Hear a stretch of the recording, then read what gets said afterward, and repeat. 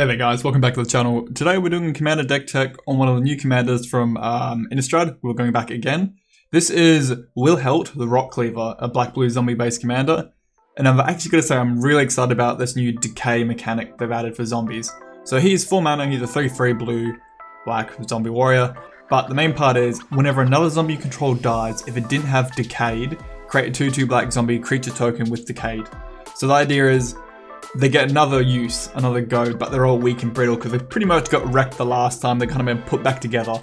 So every zombie death generates another zombie token, which the problem with these decayed zombies though, when they attack, they sacrifice it into combat. So they get one hit in and then they're done and they can't block either.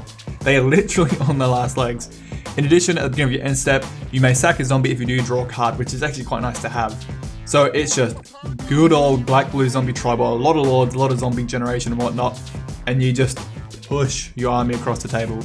Kind of a weird thing with him, you don't want other cards in the deck that bring decayed onto the battlefield. You only want him as the source of decayed, because if you have zombie cards or it's decayed, he can't generate more things with him. So he alone is great by himself. So a really cool card that does work with him with Innistrad as well is Puppet Stitcher. So whenever you spell sling instant sorceries, create 2/2 black zombie tokens with decayed. But if you have 3 or more tokens, you may transform them. If you do, it becomes a factory. Now this is really cool with your commander in terms of like a constant token generation. Creature tokens lose all their abilities, have base power and toughness 3/3, so just vanilla 3/3s with no decayed. But the way the commander words it is, whenever another zombie controlled dies, if it didn't have a decay, you create another 2/2 zombie with decay. But it comes onto the battlefield because you lost your 3/3 with no abilities. So your commander generates a new one. Now this one should enter the battlefield, thanks to the factory, becomes a 3/3 with nothing again, which when it dies, generates another zombie 3 commander. Really cool little combo. Plus with the Stitch and the factory, you can keep swapping them over, like flipping it if you need to. So our lieutenants are like our secondary commanders of the deck. Machias Unhollowed, it just adds a lot more recursion for the deck. Giving all your creatures Undying and a buff is pretty nutty in this deck, considering we're already generating zombies on death, now they just keep coming back. The idea of this deck is things are just hard to remove. And the Scarab God just punishes our opponent for letting us have a good zombie board presence. Plus he can reanimate, we get to do a ton of scrying. It's just a strong commander, Walker Lieutenant in this case. Plus it keeps recurring itself. And you've got Gis and Geralt who let you play each turn a zombie from your graveyard. Again, just recursion. Just good luck killing anything in this deck. There are that many lords in this deck that it gets to the point where the lords become your normal creatures to combat. You've got the Diagraph Captain giving all your zombies 1/1 and he has Death Touch himself. When you lose zombies, your opponent loses life. Death Baron gives all your zombies and skeletons 1/1 to Death Touch. The Lord of the Curse gives them all 1/1 and you can give them all Menace, which might just be enough to swing through a whole game.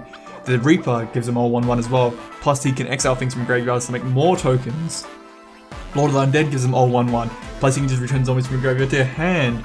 Then we've got the Betrayer King. Now this kind of leads into a sub-theme. We've got a bit of a snow thing going on in this deck. So he just is a Lord effect. They keep returning himself from the graveyard to the battlefield thanks to snow mana. We've got a good snow base, we can do it quite easy. And you've got the new Blade Stitch Scab who just gives them a power buff, not a toughness buff, but he's only 2 mana, nice and cheap.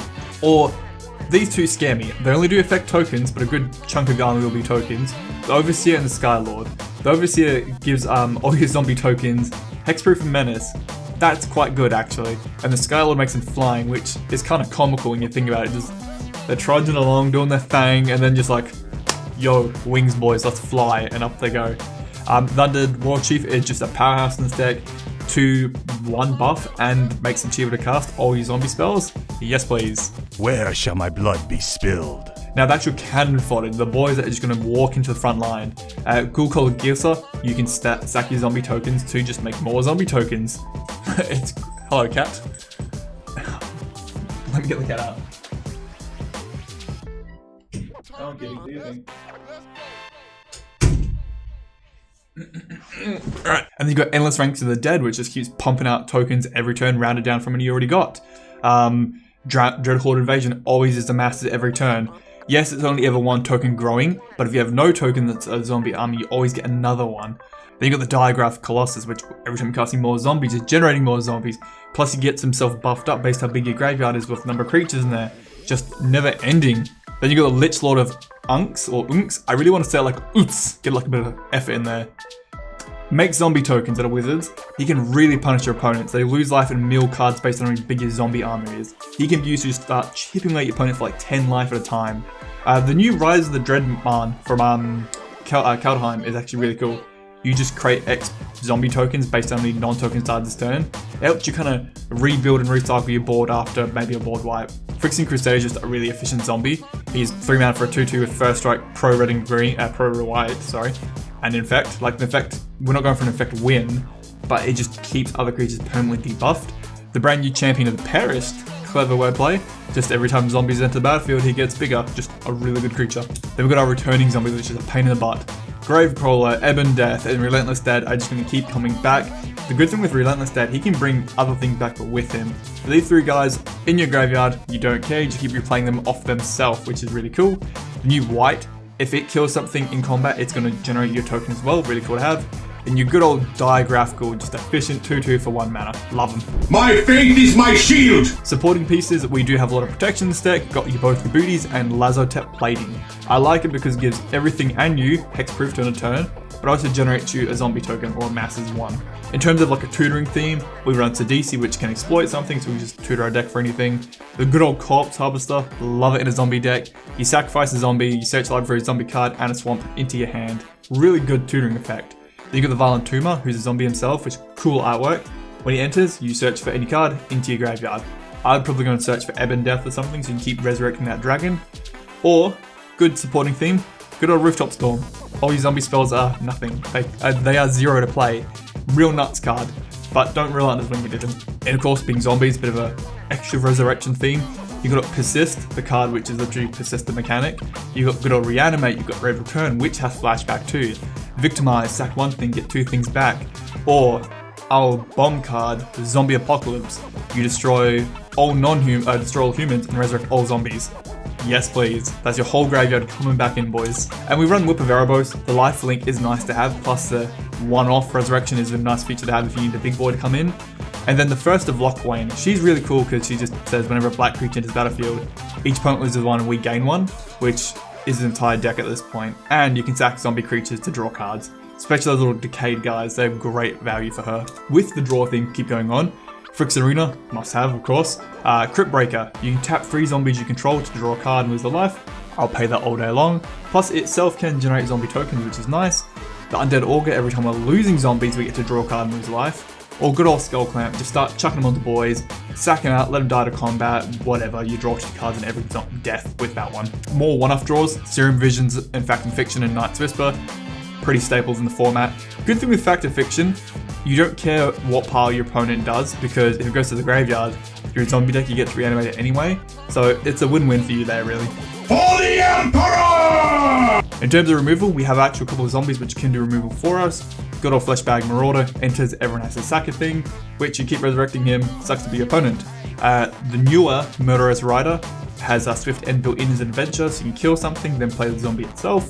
Or good old Noxious Gore, every time it or another zombie enters battlefield, neg 1, anything that's not a zombie. He alone can keep a board just clear. Then a bit more target removal, good old Feed the Swarm. The brand new Infernal Grasp, which is coming out this set too, I want to try. Nice and cheap removal, go for the Throat, Hero's Downfall, whatnot, just stuff you know in the format. I do want to try Blood on the Snow for a board wipe effect, or Planeswalker removal if you need it, I guess. But it also returns something based on how much snow mana was used to pay the card, which is why we have a pretty good snow mana based theme going on. This is brilliant. With mana, of course. Sol Ring, Ashel's Altar, just things for the format. The Altar is good because you can sack all those decayed zombies which you might use to play your commander again, or bigger things that are more important. The Herald's Horn is kind of a must-have. You play it, name zombies, all your zombie spells cost 1 less to cast. Plus you might get something free off the top of your deck, can't really go wrong there. Then you got Dimir Signet, Arcane Signet, your Talisman, your Mind Stone. I do prefer my cheaper mana rocks, keep the deck a little bit quicker. When it comes to the lands, there's a few that are pretty filthy. Field of the Dead is a really good one. Every time you're playing unique lands after 7 or more, you're generating zombie tokens. Work in progress with this deck, I'll be slowly upgrading some of the basics for more non-basic lands, but I'm trying to keep that snow balance. Unholy Grotto, the fact that it's just 1 mana, return a zombie back to the top of your library from your yard, that's very powerful. Good old Westvale Abbey, sack 5 creatures, make an unstoppable killing machine, demon lord thing. The decayed zombies go into there basically. The castle, a little bit extra draw in the land slot. The Maya and the Cottage are both to return creatures back to the top of the library. More resurrection, of course, for zombies. Bajuka Bog just to nuke their graveyard, don't want to deal with it. Wreck Tower if your hand size gets too big to preserve it. Then for coloured mana, Path of Ancestry does have a scry effect because we're doing the whole zombie thing. Command Tower, Catacomb, Temple of Deceit, and Temple of False Gods, just that little bit of balancing that we need. And then your actual Snowlands, we run the 2 duels, which is Frost March and Ice Tunnel, and they're 10 of each basic. Alright, that was a quick one. That's the Rotcleaver. He's going to be the brand new zombie commander from Innistrad. Very powerful. Creating more zombie tokens on zombie death is great. You can either go full sack outlet, the full tribal build, do whatever you want, mix and match. He alone as well would fit into any zombie deck pretty good, like into the 99, no questions asked. Does a bit of everything. Tribal, draw, sack, token, love it. Good commander. Very excited, a lot of progress for this deck. Alright guys, let me know your thoughts. Are you liking Innistrad? Like what cards are you keen to get? Yeah, catch you later guys. See ya. Bye.